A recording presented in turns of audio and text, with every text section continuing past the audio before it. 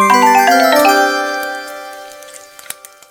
my dear friends, welcome to Varma's Vijay World.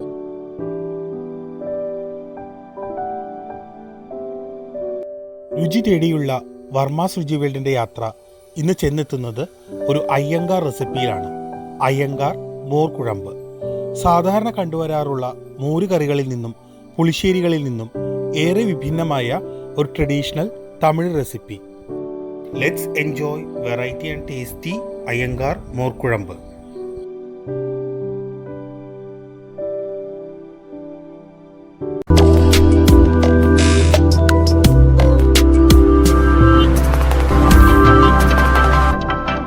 ഒരു table spoon കടലപ്പരിപ്പ്, 1 table spoon തുവരപ്പരിപ്പ്, 2 teaspoon മല്ലി, 2 ചെറിയ teaspoon ജീരകം,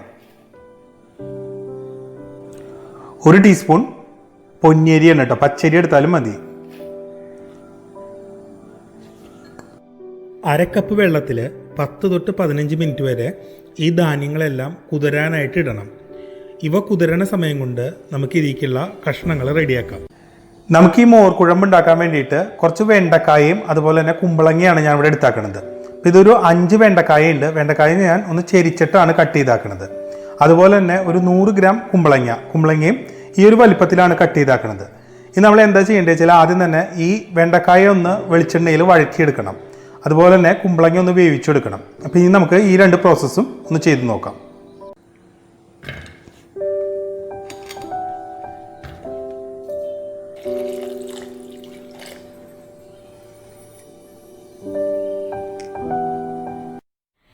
ഈ കുമ്പളങ്ങയിൽ ഞാൻ ആവശ്യത്തിന് വെള്ളവും കുറച്ച് ഉപ്പും ചേർത്തിട്ട് ഒന്ന് വേവിച്ചെടുക്കാൻ വേണ്ടി വെച്ചേക്കാണ്.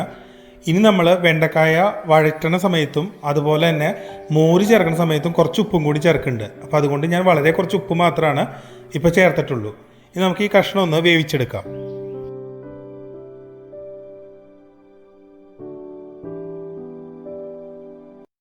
ആദ്യം തന്നെ നമ്മൾ ഈ വെണ്ടക്കായ ഒന്ന് വഴറ്റിയെടുക്കാൻ വേണ്ടിയിട്ട് 2 ടേബിൾ സ്പൂൺ വെളിച്ചെണ്ണ ഒഴിക്കുകയാണ്. അപ്പം അധികം വെളിച്ചെണ്ണയുടെ ഒന്നും ആവശ്യമില്ല. വെളിച്ചെണ്ണ തന്നെ ഉപയോഗിക്കുന്നതാണ് കൂടുതൽ നല്ലത്.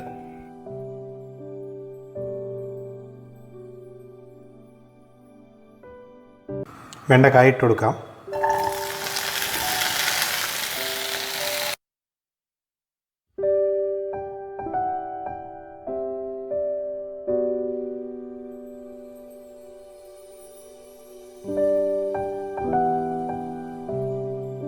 വെണ്ടക്കായയുടെ കളർ മാറി ചെറിയൊരു ബ്രൗൺ കളർ വരണം. ഇപ്പം നിങ്ങളിവിടെ കാണുന്നതാണ് ഇതിൻ്റെ ഒരു പാകം. ഞാനിനി ഫ്ലെയിം ഓഫ് ചെയ്യാൻ പോവാണ്. ഇനി നമുക്ക് ഈ സോക്ക് ചെയ്യാൻ വെച്ചേക്കുന്ന ധാന്യങ്ങളൊക്കെ ഒന്ന് അരച്ചെടുക്കണം. അപ്പോൾ ഞാൻ ഇതിലേക്ക് ഒരു 2 ടേബിൾ സ്പൂൺ നാളികേരമാണ് ചേർക്കുന്നത്. പിന്നെ ഒരു ചെറിയ കഷ്ണം ഇഞ്ചിയാണ്, അതൊന്ന് മുറിച്ചിട്ടുണ്ട്. ഇഞ്ചി ചെറിയ കഷ്ണങ്ങളാക്കിയിട്ടുണ്ട്. ഇഞ്ചി ഇടാണ്. അതുപോലെ നമ്മൾ ഇതിലേക്ക് വേറെ മുളകൊന്നും ചേർക്കണില്ല, മുളക് പൊടിയൊന്നും ചേർക്കണില്ല. അപ്പോൾ നിങ്ങളുടെ എരിവിനനുസരിച്ചിട്ട് നിങ്ങൾക്ക് മുളക് ചേർക്കാം. ഞാനിവിടേക്ക് ഒരു 6 കാന്താരി മുളകാണ് എടുത്തേക്കണത്. പിന്നെ ആവശ്യത്തിന് വെള്ളം. ഇനി നമുക്ക് നന്നായിട്ടൊന്ന് അരച്ചെടുക്കാം. ഇപ്പം നമ്മുടെ കുമ്പളങ്ങയൊക്കെ ആവശ്യത്തിന് വെന്ത് കഴിഞ്ഞിട്ടുണ്ട്. ഇനി നമുക്ക് ഇതിലേക്ക് അരപ്പ് ചേർക്കാം. അപ്പോൾ കഷ്ണങ്ങളൊക്കെ വേവിച്ചെടുത്തു. അതായത് വെണ്ടക്കായ നമ്മൾ വഴറ്റിയെടുത്തു, അതുപോലെ തന്നെ കുമ്പളങ്ങ വേവിച്ചെടുത്തു. എന്നിട്ട് വേവിച്ചെടുത്ത കുമ്പളങ്ങയ്ക്ക് ഞാൻ അരപ്പ് ചേർക്കുകയാണ്. ഇത് നമ്മൾ കുറച്ച് ധാന്യങ്ങൾ, അതായത് ഞാൻ ഒന്നും കൂടി പറയാം, 2 തരം പരിപ്പുണ്ട്, കടലപ്പരിപ്പും തുവരപ്പരിപ്പും.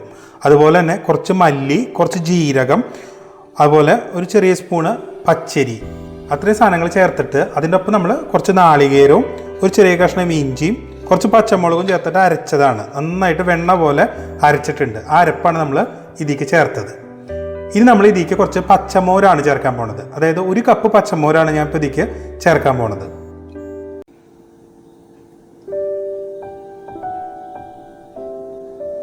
അപ്പോൾ ഇപ്പോൾ ഞാൻ 1 കപ്പ് പച്ചമോര് ഇതിലേക്ക് ചേർത്തിട്ടുണ്ട്.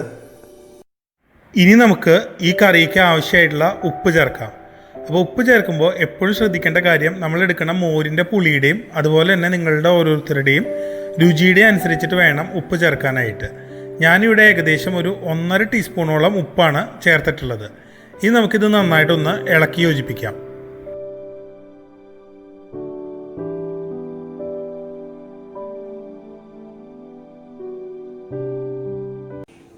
ഇനി നമ്മൾ ഇതിലേക്ക് നമ്മൾ നേരത്തെ വഴറ്റി വെച്ചേക്കണ വെണ്ടക്കായയും കൂടി ചേർക്കാണ് കേട്ടോ.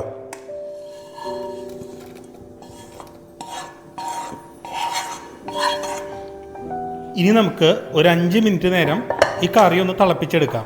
അപ്പോഴേക്കും ഇതിൻ്റെ പച്ചമണമൊക്കെ മാറിക്കിട്ടും.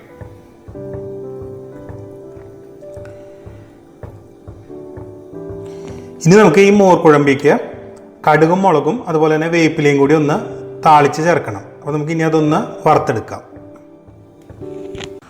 1 ടീസ്പൂൺ കടുക് ഇടാണ്.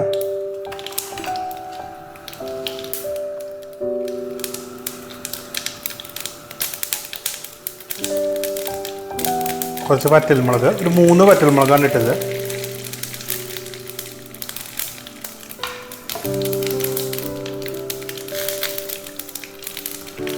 അതുപോലെ ഒരു പിടി വേപ്പിലയും കൂടി ഇട്ടിട്ടുണ്ട്.